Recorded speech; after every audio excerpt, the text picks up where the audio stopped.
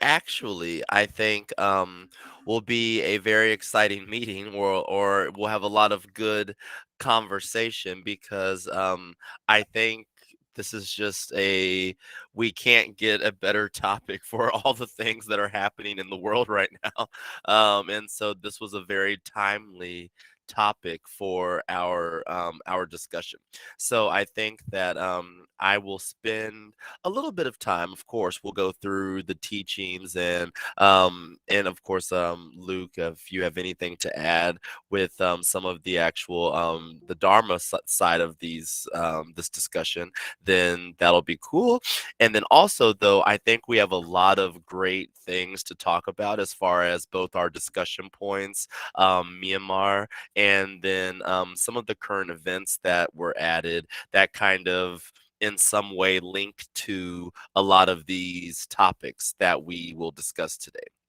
All right, everyone. So it's good to see you, and let's get started. All right. So just before we get completely into the topic, there are just a few definitions that we should know from Pali.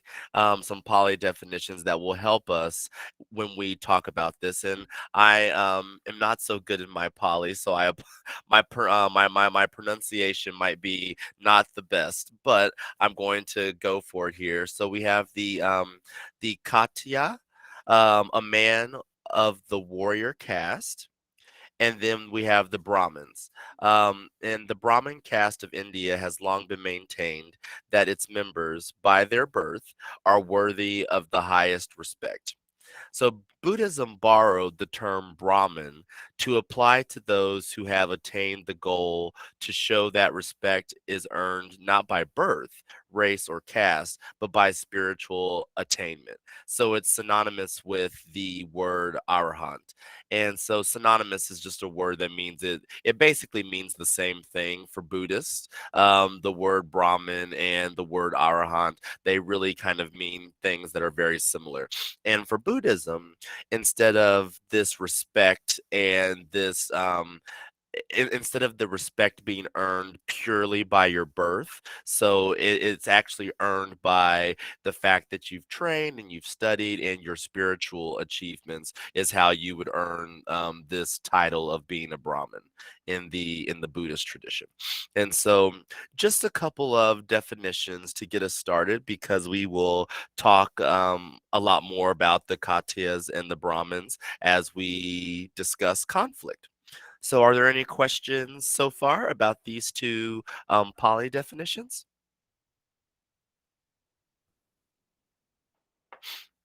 Okay, let's keep going. So, today we are going to talk all about conflict and the origin of conflict. And like I said, for some of you who joined just a little bit ago, I think that this topic is, of course, very relevant right now because we have so many conflicts around the world. And so, let's talk a little bit about the origin of conflict. So, first, why is it that Katyas, so the warriors, the warrior caste, fight with Katyas and Brahmins with Brahmins, householders with householders? And so essentially we're asking, why do we fight with each other within our own groups even? So the Katyas are fighting with the Katyas, Brahmins with Brahmins, householders with householders, and it's due to attachment to, fixation on, or obsession with sensual pleasures. And so when we look at why we have these conflicts and why we begin um, to either look down on other people or to become angry or distrustful of other people or fight with other people, it's usually caused by this form of attachment or fixation on our sensual pleasures. All right. The second source of conflict. And so now we have the ascetics. Why do ascetics fight with ascetics? And now this is a little bit different. So the ascetics fight with ascetics due to attachment to, adherence to, and fixation on. addiction to obsession with views. So it's a little bit different. Um, the prior group of people fought due to a fixation or an obsession with their sensual pleasures, whereas this group, the ascetics, fight with each other based on views or an obsession with views.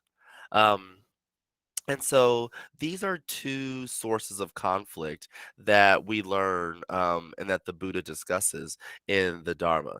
And so I know that we will get into some of these a little bit in our discussion questions, but is there anything to add right now, Luke, just about these two different sources of conflict between these groups of people? Yeah. So in ancient time, people were worried about feeding themselves, right? So they're fighting for water, fighting for territory. So it's about how to have a better life. But some like aesthetics, they are trying to find the truth in the universe, and sometimes they say their view is the only correct view, and they do not allow others to have another view. So yeah, they will have call them um, like heretics, or yeah, whatever terms they invented for them. So basically, people who are worried about feeding themselves, they fight for their essential pleasures, more territory, more water source, more crops. And but the other group, they think their view is the right view, and they don't have tolerance for people who believe in other deities. So I think these two group or these two categories basically cover almost all people. So if Hmm. you aim for, you aspire to be uh, a person who not just is not just happy about having enough food to eat, but you also aim for higher spiritual level. But then you attach yourself to a certain view, and for example, the Christian crusade, they yeah, and all the Muslims, the conflicts between people who believe in different religions can be as terrible as people fighting for territory. Yeah, like in Putin's case, he wants more territories to, because he has this idea of like the past glory of the Soviet Union, and more natural resources, more glory, and so in Buddhism, we basically see people in these two categories. Yeah. Yeah. And when you were, thank you for that explanation, Luke, because I think it really brought together exactly what they were talking about. And it really does cover basically all of our types of conflicts that we have. I mean, when you were explaining it, I was kind of thinking in my head about different conflicts that are currently happening around the world. And each of them would either be tied to, like you said, this desire for either more territory, more resources, or this desire that my way of thinking is the correct way, and if you think otherwise, then you are you're the bad, I'm now going to fight you. And so yep, I think that pretty much does cover all of our sources of conflict, those two ways. And so now this is kind of a prelude, I suppose, to our other current events. But Jennifer so nicely put in a little bit of extra thing about the radicalism in Myanmar, and this one I must say, when I read about it, because I was aware of the what was happening in Myanmar between the Rohingyas and the Rohingya minority, the Muslim minority in Myanmar. But I hadn't really read a lot of the backstory or what was causing the conflict. I just sort of knew that there was one happening. And so I must say though, when I read about this, it was a little bit disheartening because as a new Buddhist and as someone who is new in studying Buddhism, I I really thought that, which this is silly for me to think this, but I really thought that Buddhism was kind of somehow shielded from this type of radicalization because just the base of Buddhist teachings is so against this. And so I was like, if all of the religions, this is one that doesn't have to worry as much about this happening. But of course it has. So for those of you who may not be as aware of what's happening. There's a conflict between ascetics, radical monks preaching hate and inciting violence against the Muslim minority in Myanmar, which are the Rohingyas. Um, According to Mabata, the Bengalis have no place in Myanmar. They commit severe crimes, they rape, they try to marry as many of our women as possible. So, as a discussion point, how do the actions of these radical leaders fit with the teaching that the Buddha had regarding conflict? Would anyone like to start us off with this? I think it's very hard to believe that a Buddhist monk that they have such radicalism, because even in Tibet, they have no freedom. They are not free to believe their religion. Sometimes the government treat them very badly. But even so, the monks there, they don't want hurt anyone. So they burned their self. Yes. So I think it's very terrible, but this is the only way they can show their really feeling, because they don't want people to fight to kill. So they burned themselves. But even so, the government in China, they say, look, someone believe religion so much, they are psycho, because they burn their self. They use the way to teach their children. So in Myanmar, I think it's very hard to believe that monks is so radical. Last week when I was in library, I saw two women. They are Muslim, and about afternoon, I saw them. They maybe they made the prostration. They bow, and yes, they made the prostration. So when I saw this, I felt peaceful too. So I think it's not bad. A Muslim is not bad, but I feel peaceful at that time. But actually, I have no friends. They are Muslim, so I didn't understand what they really are. But sometimes in the news, I really saw something bad about Muslim, especially in Middle East, such as honor killing. A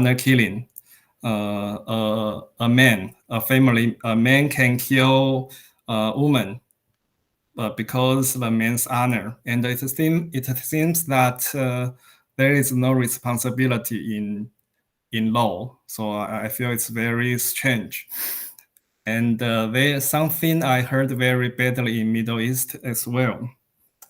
Maybe it's not a really situation, but really usually the Taiwan people receive the bad news from Muslim. So I don't know what happened in Myanmar. Maybe the Muslim do something bad in few people.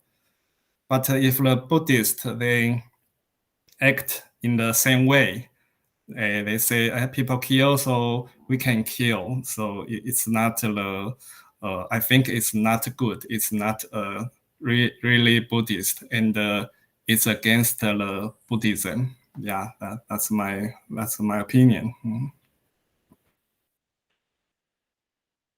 Thank you, Lucian. And I think that you had a very good point about, I think, especially in the United States and maybe around the world, there's definitely a sense of Islamophobia against the Muslim community. And I think just as we have these radical monks who have these beliefs and who are pushing for the violence against the Muslim minority in Myanmar. I think we also have these same types of extreme radicalized Muslims that are in the Middle East who commit these types of crimes like the honor killings that you spoke about, or even the terrorists who commit do a suicide killing and kill many people in the name of their religion. And so these are also kind of radicalized forms of what is a religion that could be respected and seen as one of as a peaceful religion if it weren't for these radicalized groups of the religion. But the news and what we hear, because just like you said in Taiwan, most of the news that you get is negative in relation to that, and I would say the same here too. You don't get a lot of positive news out of that region, out of the Middle East, and specifically about the Muslim community, and that's something that I know the Muslim community, at least in the United States, really fights for and really wants to be recognized as not this group of radicalized people, but this group that is a respectful religion like others. And I think now, my last part to this is just that I think now, seeing how the Buddhist monks are treating this situation, it's sort of hard to point a finger at other religions when even within the Buddhist faith we have these radicalized monks now. Yeah, I think each group has its bad apples. But the Buddha say very clearly that if some people is hurting you, even killing you, and if you have any negative ideas or hatred against these people who's killing you, then you are not my disciple. So, I mean, the Buddha's teaching says very clearly that you are not my disciple. You are not a Buddhist. If you do this, yeah, it's against the teacher's teaching. Like in the observe Bodhisattva precepts. One of the precepts says you should not amass weapons such as knives, clubs, bows, arrows, and the United States guns, Guns. rifles, all instruments that are used to kill the living. So, yeah, you should get rid of these weapons. Even for self-defense, you are not allowed. And even somebody kills your family members, you're not allowed to take revenge.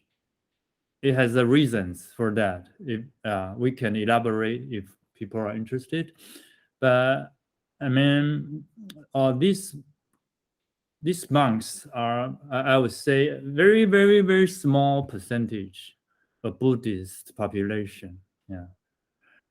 So yeah, no worries. No worries. And No worries. yeah, sometimes people have their head shaved and then put on robes, and then they beg for money. So do you call them real monks? No, they are fake. So I can say these monks in Myanmar, they are fake. No Buddhist promotes hatred or violence against other group of people. Yeah. Yeah. Thank you. Does anyone else have a comment about the situation happening in Myanmar or the Yes, Mhm. I have something to add. I Yeah. think that practicing Buddhism is about it's more about purifying your own thinking, your own thoughts, instead of trying to correct other people's behaviors. So I think no matter uh, what happened, even if the radical monks said that those Muslims, they are raping our women, they are marrying as many women as possible. I think no matter what happens, it's not about trying to change those people, but it's more about how we can reflect on ourselves and how we can try to make ourselves better. I think that should be what Buddhism is about. Yes, and I think they are going in the totally opposite direction. Yeah, that's a very good point, Jenny. Because even the Buddha never forced Buddhism on anyone. He would practice, teach, tell about the principles and the philosophies, and then kind of let you make your own decision if that was something that you wanted to follow. It was never something that was forced upon or that you were made to do, even if he believed it was the right way, of course. All right. Any other comments on this?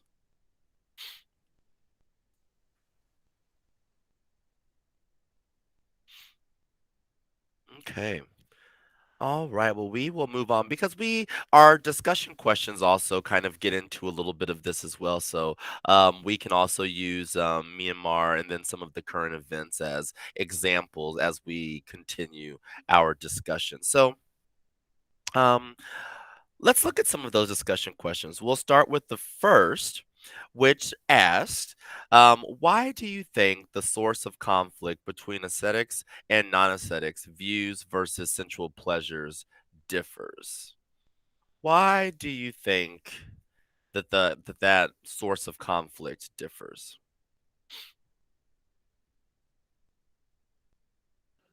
I think the main reason is that they have different pursuit in their life. So the non-aesthetics, they are pursuing a better life, and the aesthetics, they are pursuing the truth. Yeah, so that's why they have different source of conflict. Yeah, I think that's a very good point. And yes, the normal people like me, like other people, they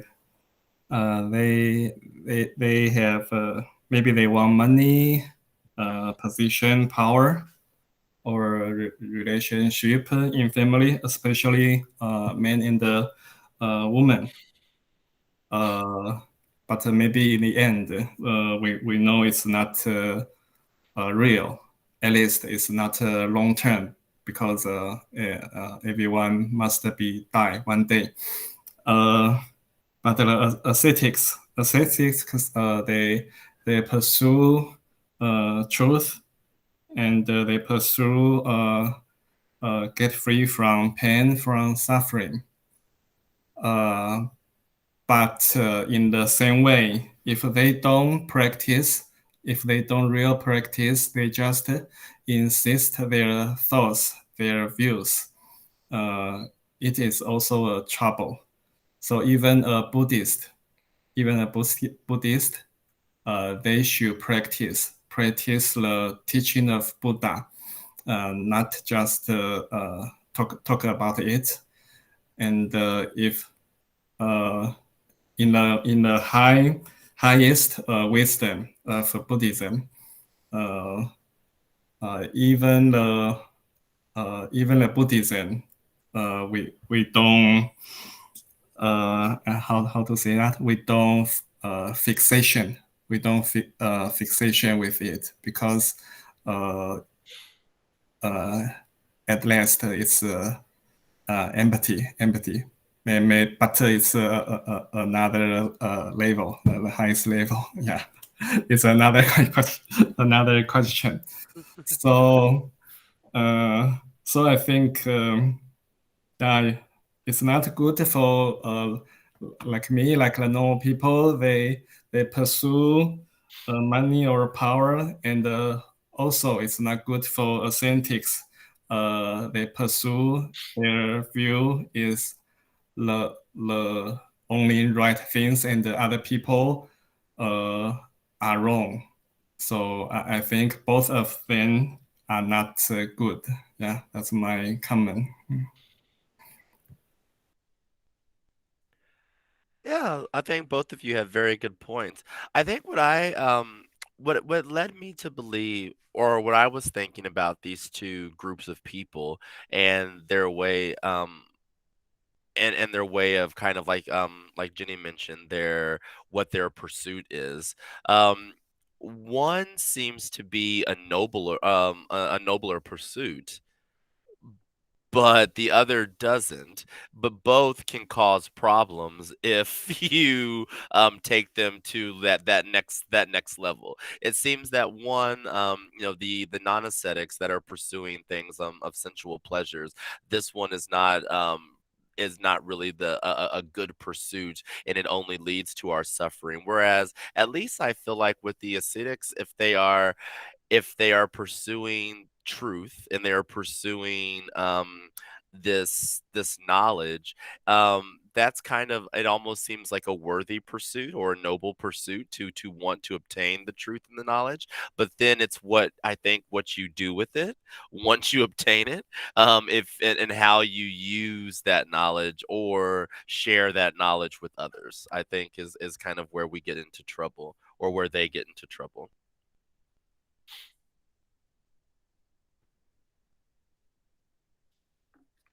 All right, let's look at, anyone else have any comments about our first discussion question today?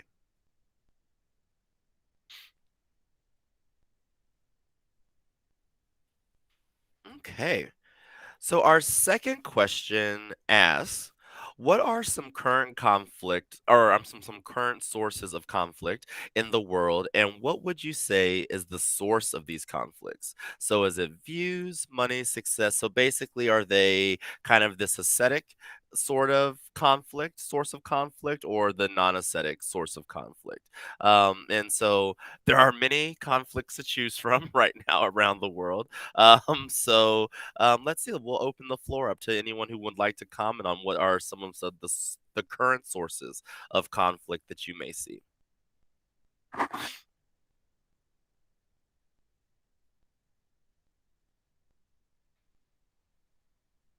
I think like now, the war between Russia and Ukraine, I think, in my opinion, it's the president Putin.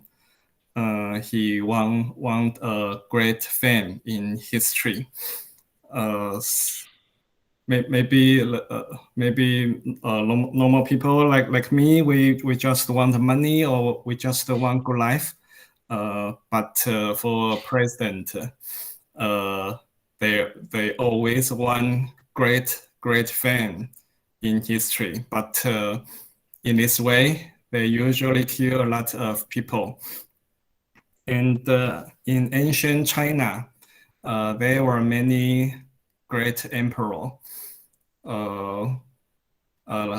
But in Buddhist views, they are not they were not so good, so kind. Just like maybe 2,000 years ago, emperor, he is very great, and his general is very great also. But he made a lot of war, like today's Putin. And at that time, the land of China become bigger and bigger. People say he was a great emperor, but he was very cruel. He also killed his several sons because he lived very long. He thought maybe his son want to kill him to become an emperor, so he killed several his son. So, and I saw the history. His general was very cruel. His general, they went to north. The north they were other races. They were nomads, not like Chinese. And the general, I think they also kill women and the children. Yeah, at that time. Yeah. So a great king, a great general in history is not so kind. But yes, in Buddhist view. So I think we we should review what they really done, what they really did. Yeah, just like today Putin did is so bad, but he still think he is right. Maybe he make his country very great. Yeah, that's my comment. Thank you, Lucian. And another current conflict is the conflict between China and Taiwan. I think that the Chinese leader Xi Jinping, he is trying to make all the Chinese people believe that the conflict is more about the cultural identity. He wants to make the Chinese people think that Chinese people should not be how do you say that? They think that people on the island of Taiwan, they are all Chinese people, and that we should not be separated from the mainland. And so the Chinese people, they think that they are fighting for some kind of the idea that we are a whole nation and the whole nation should not be separated. He make it sound like a very noble thing, but I think actually this source of conflict is just money and more resources. Yeah, it's not really not much about a very noble idea. Yes. I think that's such. I think both you, Jenny, and Lucian brought up good points, and what I was thinking when you were speaking is that sort of another conflict, kind of a more localized conflict, I suppose, is just the constant conflict that we have in the United States between political parties or different ideologies within the United States. And what I was thinking when both of you were giving your topic or giving your responses was that oftentimes the leader or the president or the emperor convinces other people that their pursuit is about a view like in instance like for instance in your example, Jenny, it was more about, look, we should be one nation and we should all be together as one. It's not about, but really the kind of the motivation is really about money and the resources that Taiwan has and losing those resources. The same thing with Putin. I'm not sure if many of you saw, but President Putin just had a big rally in Moscow to kind of like, drum up support for this war that he has with the Russian people. And he presented the argument as if this war was about the Ukrainians killing Russians in the Russian a section of the Ukraine that has a more Russian majority or Russian sympathists in that region of the Ukraine. And so, of course, the people are like, yes, we need to save the Russians. Like, that's so bad that the Ukrainians are doing this. We need to save them. But really, what is the war really about? The money, the resources.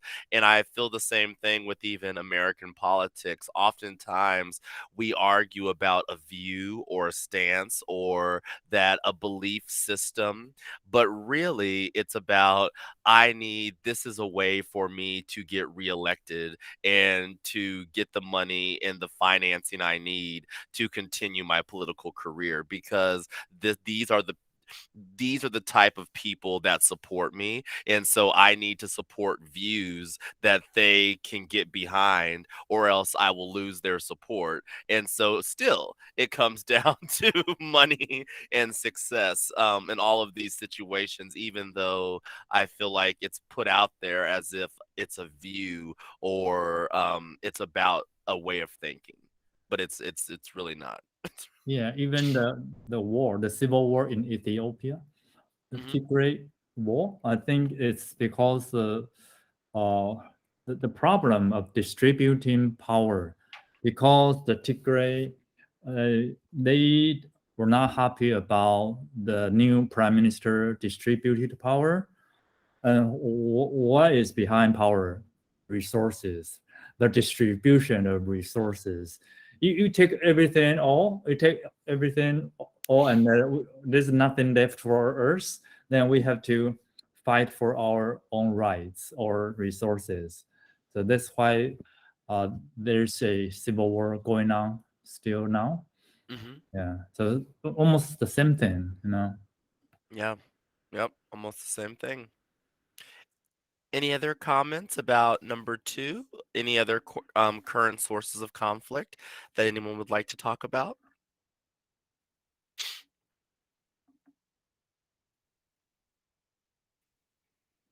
Okay. Well, let's move on to number three, which I think is a very interesting question, at least one that I have toggled with throughout most of my um, adult life. Why do you think religions have been such a source of conflict throughout history? So we have some examples like the Christian Crusades, Muslim extremism, the Myanmar conflicts.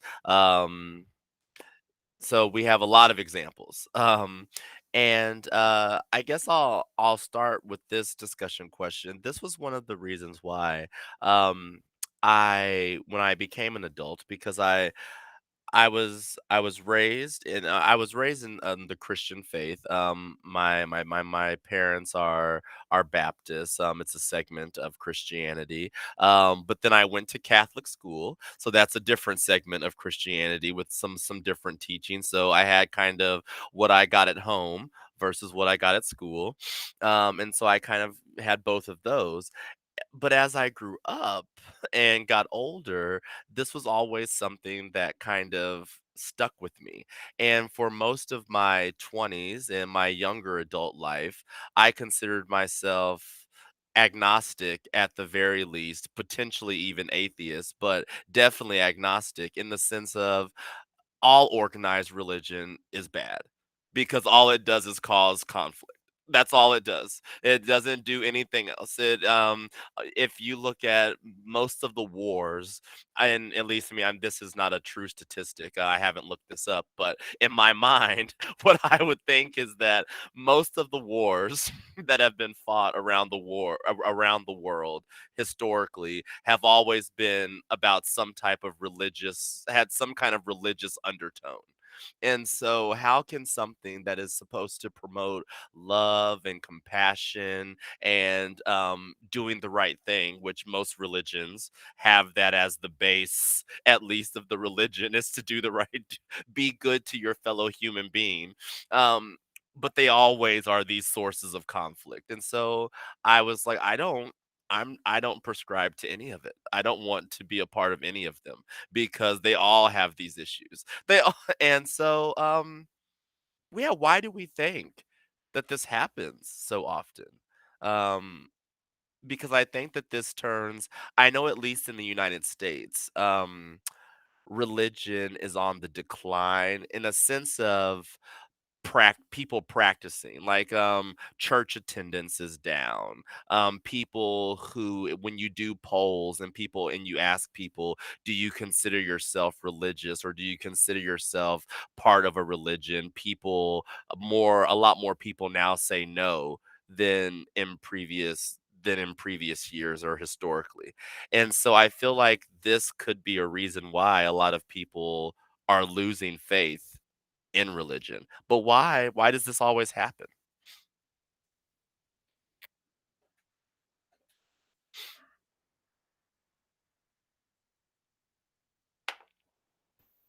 I think because people who believe religion, they always because they have faith, so they think themselves what are correct, but other people are not correct. Other people are wrong. So because other people are wrong, they have the right. If it's me, I think I am correct. Other people are wrong. So I have the right, and I am in the side of justice to tell them they are wrong. Even I kill them, it is justice. So it is very terrible. But the Buddha, just like today we talk about in the beginning, there are four forecast. There are forecast in India, and Buddha, he was Katya. He was Katya. Yeah. It is a high position, but the Buddha, he thought about it. He didn't thought it is right. Like other people, if I am Katya, obviously I think it's right because it's a high position. Yeah. So, but the Buddha in a high position, he thought again and again, what is the real truth? And so, at last, he found the truth, and he found everyone is equal. So in his students, there were Brahmin, Katya, and the other two castes. Because in India there are four castes, and there are lowest caste is the fifth caste. It's not belonging to the four. They are very poor even today. They are very poor, And even today, I check internet. They are very famous Brahmins. They are very rich, very powerful. When people heard their last name, they know they are Brahmins. So they gave them great respect. And even in airplane, if in airplane, if they are Brahmins in airplane and other Indian, they are lower caste. But if they know they were high Brahmins in the airplane, they don't eat. They don't eat the food in the airplane because they think they have no right to eat with the Brahmins. So the Brahmins, they are so proud, and so I think if we think we are correct, other people are wrong, so we can hurt them, or we think we are in a high position, we can hurt people, or we get hurt before, we think we have a right to revenge, so I have a right to kill them back. So that's why I think there were so many conflicts from religion. But the Buddhism, the Buddha, he always insists peace. So the Buddhist never should never kill. Yeah. So because everyone in the world, they are equal. Even the lowest caste in India, they in the Buddha's time, there were some arahant. They were from the lowest caste. Yeah. So arahant is a very high position. They have the highest wisdom, and they get free from suffering. And all of the caste, some people they were arahant. Yeah. So the Buddhism is very equal. Yeah, that's my comment.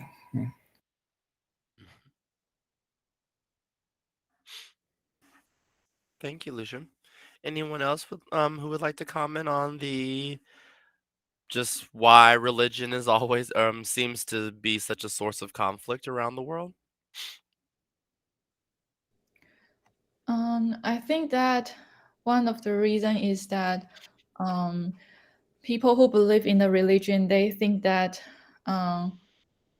they should protect their own religion, and they think that their own religion is the only should be the only religion in the world. And because they think that protecting their own religion, they are doing the noble thing, so it kind of gives them more power and more strength, more perseverance to do this, compared with the kind of conflict that is maybe powered by the desire to go after money, success. Yeah. I think believing that they are doing something noble kind of justify their evil behavior. They think that they are doing the right thing. Yeah. And I think a lot of religious views too, that makes it even more powerful is that religion is usually something that we're taught from our parents from a very young age. So many of us grow up like you grow up believing something your whole life, and so it makes it very powerful to think differently or to go against what you've been taught from from the very beginning. And I think that also it's why it gets so ingrained. and why, to your point, Jenny, once you have this thought of, okay, well, ours is the best and we should be making everyone else should be doing this, whether we need to make them do it by force or by asking them nicely, but it's already so ingrained in your head that you are the right way, that that gives you even more power to do that, yeah, within yourself. Anyone else before we look at the last discussion question?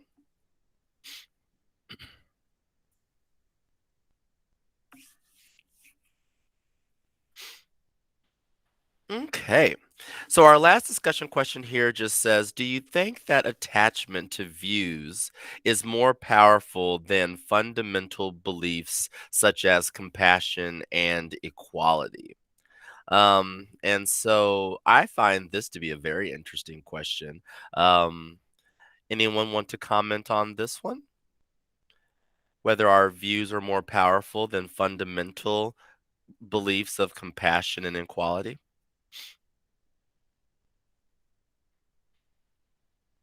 As a Buddhist, I say no, because as a Buddhist, so many years, I I really found I have progress in my thoughts, in my mind.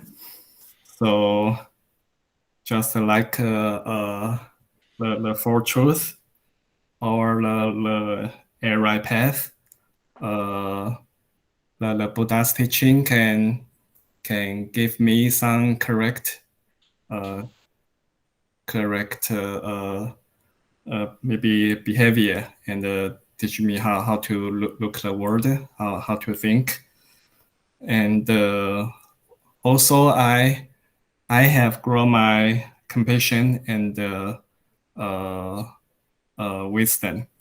So I think there are ways to go. There are uh, other people just like Buddha give us example to follow. So everyone in the world they have lights and they have hope. Yeah, that's my opinion. Mhm.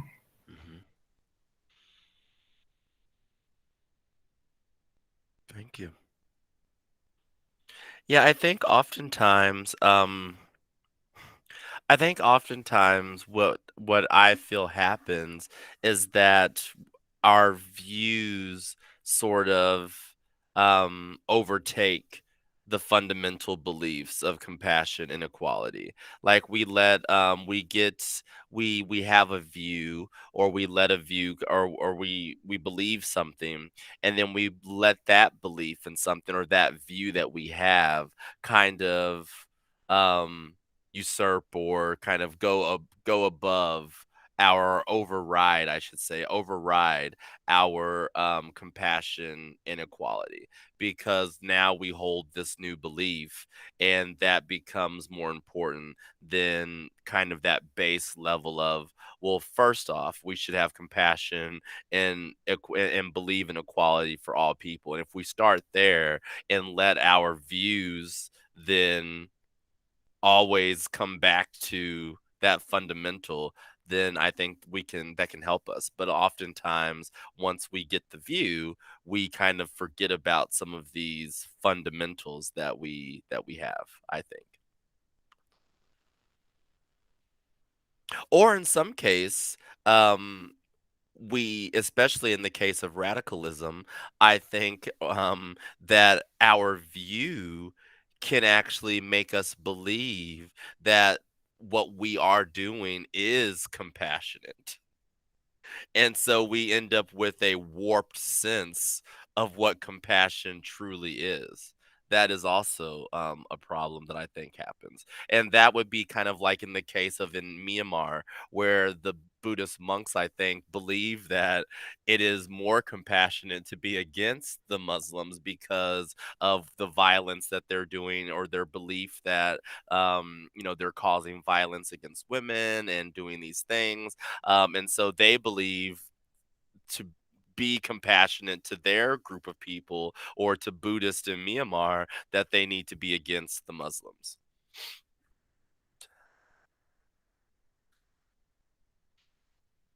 So. I think that Quentin, you just mentioned a really good point, and I've never thought about that before, and you made me think that when we are talking about compassion, sometimes we really need to be very, very careful, because sometimes we think that we are being compassion. We are trying to being compassionate, but sometimes we are only compassionate to a certain group of people, not to everyone. Yes.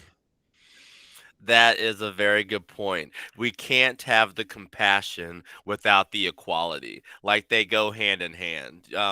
We have to have, if you're going to be compassionate, then you need to be compassionate to all people equally, not just your group or another, one group or the other. Good point, Jenny.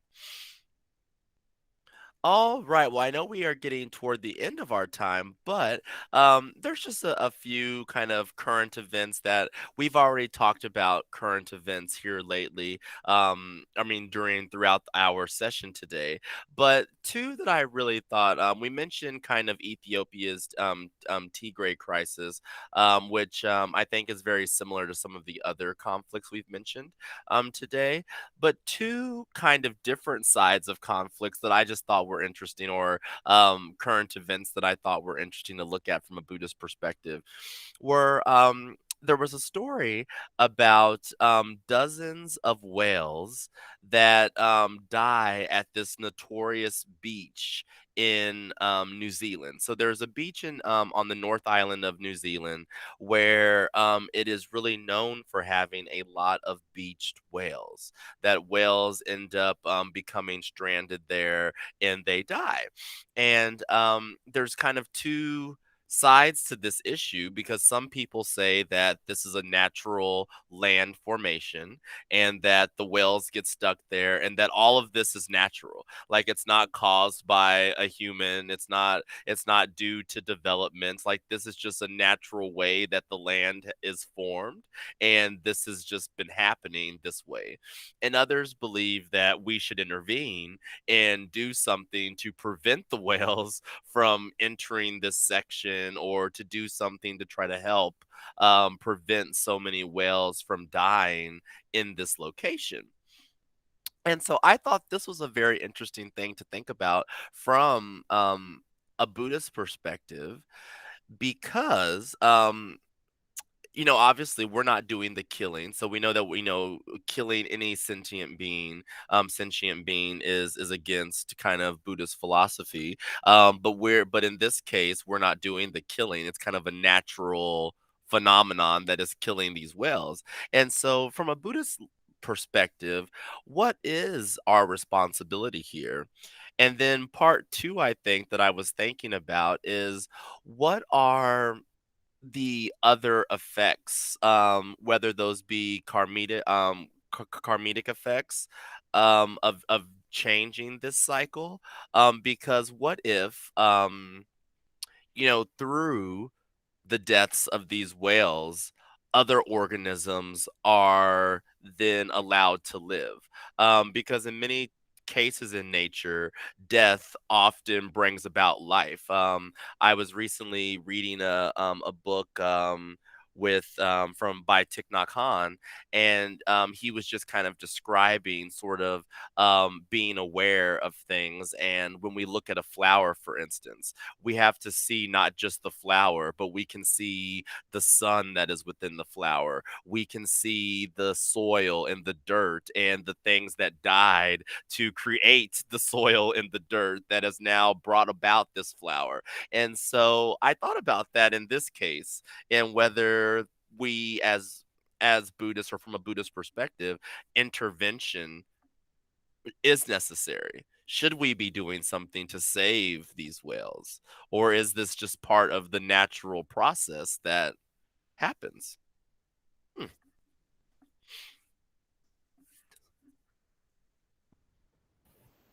I think if a Buddhist, he should to save these whales because he have such compassion, and if some animal just die in front of me, of course I won't help because it's very natural.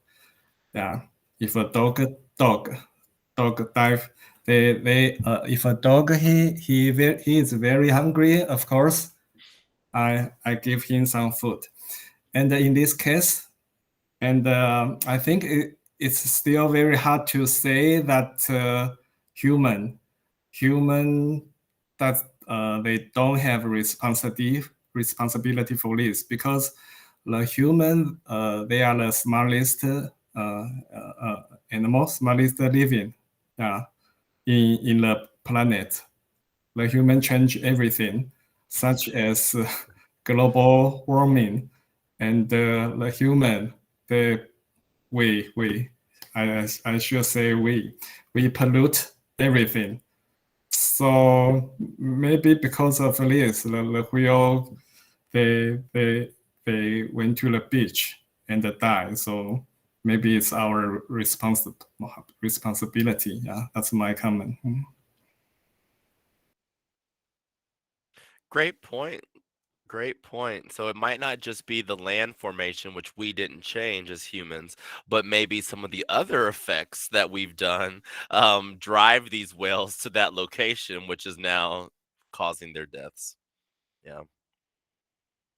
Any comments on that article or that current event? Yeah. So, human beings are also animals, right? And we treat human beings differently, right? So if people were born and they die, it's a natural thing. It's a natural cycle. But why do we bother to save human lives? So in the Buddha's words, we can see, you have the potential to be reborn in another form. Like maybe if you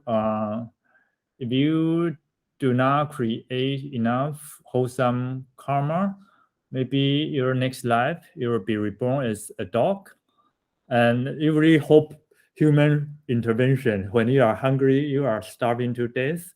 You really hope that someone can help you. So I think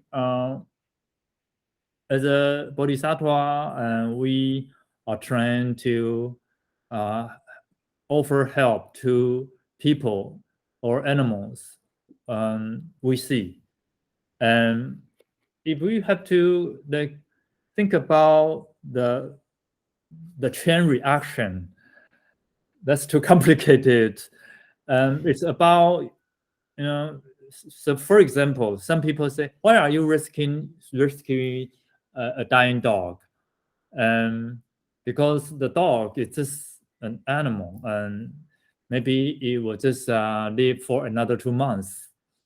So, but I say it's more important when it comes to your own mind. If you don't have compassion for a dying dog, you don't have compassion for other beings.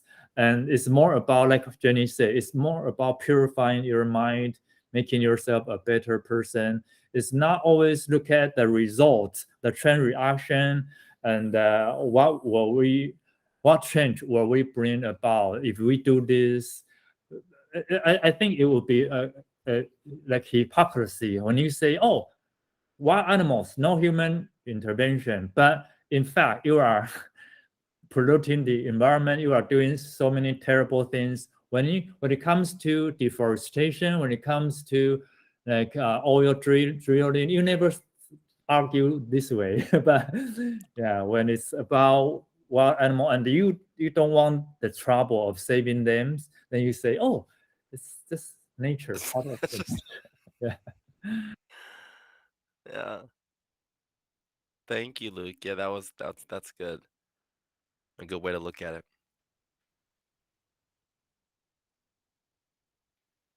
And the last one here, if there's no other comments about that one, the last one, and I'll warn people, this last article, if you read it through the Skype messages, it does contain a lot of talk about suicide, and so if that is something that is triggering for you, please you can mute or feel free to leave the meeting. But I thought that this was a very interesting article because of the difference between Western medicine, especially when it comes to mental illness and disease, and Eastern philosophy and Eastern medicine when it comes to these same things. And so the article was really about a lot of antidepressant medications when they are being tested for their to see if they work.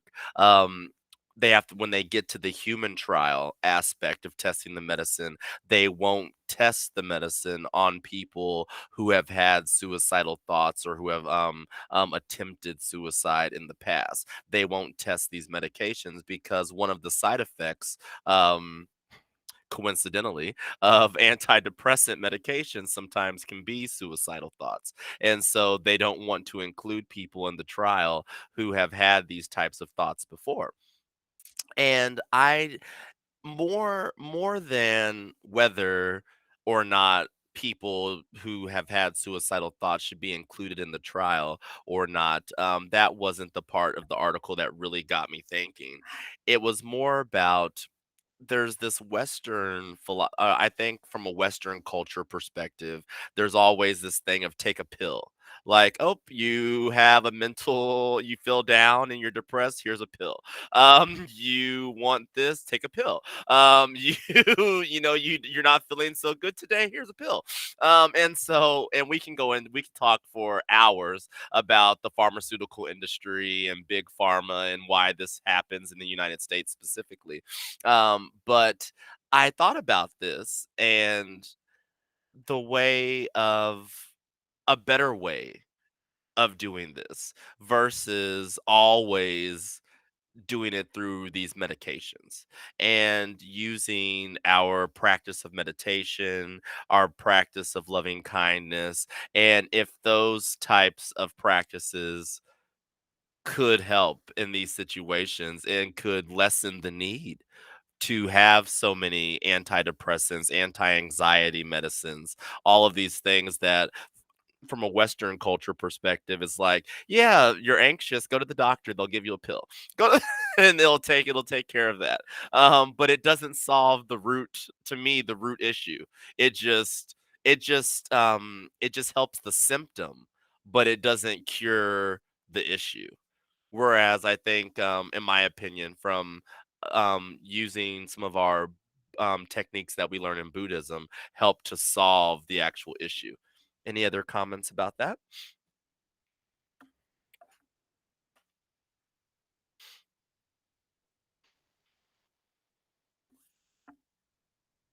No? I think, yeah. So Jane has a friend who is seeking professional help. She's talking to psychotherapists on a weekly basis.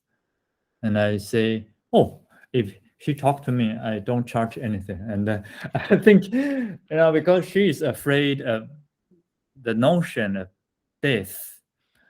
And you know what? In Buddhism, we have to be mindful of death.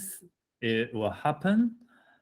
And, this the fear comes out, the fear arises because of your ignorance and because the people avoid talking about this issue.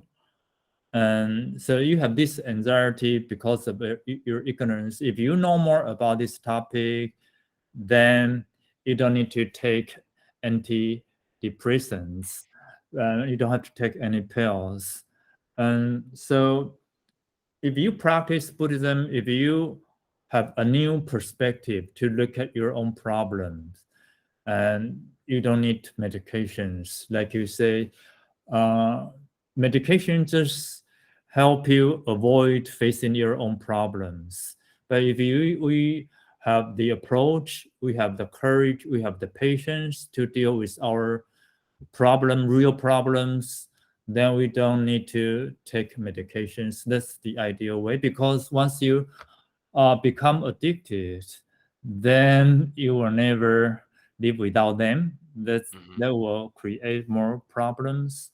So, but another topic is that why are some people suicidal? And the real question that people don't want to talk about is the karma. They probably have created unwholesome karma about like hurting or killing sentient beings in the past. And that's the point. That's the issue that people don't want to talk about. And so, I mean, if we keep talking about superficial thing or appearance instead of the underlying force, then you can never get to the bottom of things. And I think this can be an hour-long discussion itself. This Yeah. topic. Yes. Yes. It could be. And I think that's such a good point, Luke. It's just that we don't talk about it enough, I think. And that's where the fear, a lot of fear, especially when it comes to death, comes from, because it's such a taboo topic. No one wants to talk about the fact that, and even though it will happen to everyone, no one wants to talk about it. And it's so interesting. But yeah. hmm All right. Does anyone else have anything that they would like to say before we close out this month's meeting? But good news is that if you practice mindfulness, practice meditation, not meditation. If you have meditation, you don't need a meditation. Yeah. I mean, if you are a master of breath meditation, then you can know when you are going to say goodbye to the world. You know when is your last breath. If you practice this mindfulness meditation, you have no fear of death, and you can know when you will leave this world.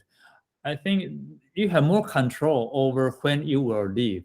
So you have time to take care of everything, say goodbye to your loved ones, and in a good way, not in a sad way, because